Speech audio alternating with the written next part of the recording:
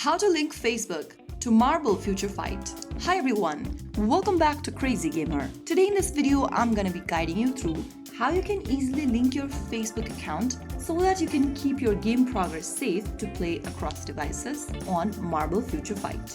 First of all, launch open the Marble Future Fight game on your device and make sure you are logged in. From the home page of Marble Future Fight, go ahead and click on the gear button appearing at the top right corner. This will open up the settings menu where you need to click account from the top.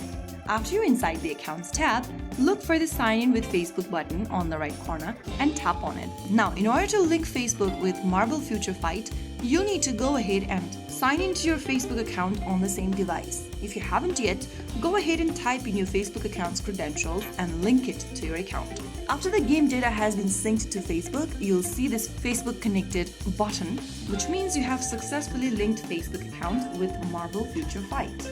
Your game progress is now safely backed up. Now your progress is protected and you can enjoy the game with peace of mind, knowing your data is safe and you'll be able to play across devices. If you found the video helpful, don't forget to like, share and subscribe to our channel. I will be back again in the next video.